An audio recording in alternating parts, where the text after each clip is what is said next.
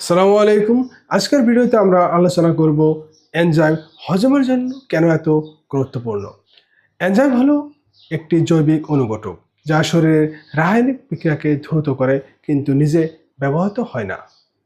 Enzyme হজমের জন্য অত্যন্ত গুরুত্বপূর্ণ কারণ এনজাইমের শরীরের জটিলতম যেগুলো মলিকুল আছে কার্বোহাইড্রেট, ফ্যাট, প্রোটিন এগুলো ছোট ছোট অংশে ভাগ করে দেয়, যার জন্য নাকি শরীরে অ্যাবজর্পশন সহজে করতে পারে।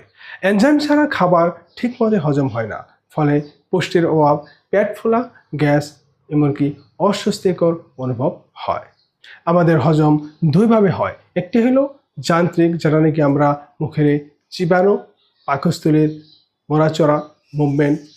আরেকটি হলো রাসায়নিক বিক্রিয়া, যেখানে এনজাইম অত্যন্ত গুরুত্বপূর্ণ। আমাদের শরীরের বেশিরভাগ এনজাইম নিজে নিজে তৈরি করে, মূলত মুখের লালাগ্রন্থি, পাকস্থলীর আস্তরণ, অগ্নাশয়, স্মল ইন্টেস্টাইন আস্তরণ থেকে।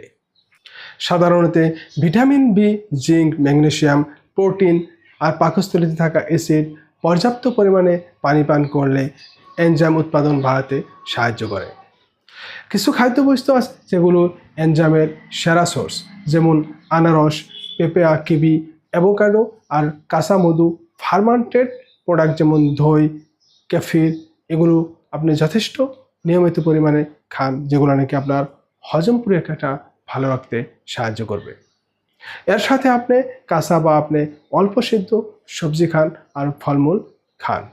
মনে রাখবেন, বেশি গরম আর বেশি হিট করলে এনজাইম নষ্ট হয়ে যায়। আর আপনি খাবারে লাহে লাহে চিবিয়ে খান, আর আপনি ফাস্টফুড, ঝাল মশলাদার খাবার এড়িয়ে চলুন। আশা করি সবাই ভালো থাকুন, সুস্থ থাকুন। নেক্সট ভিডিওতে আবার দেখাবো। আজকের জন্য বিদায় নিচ্ছি। ধন্যবাদ।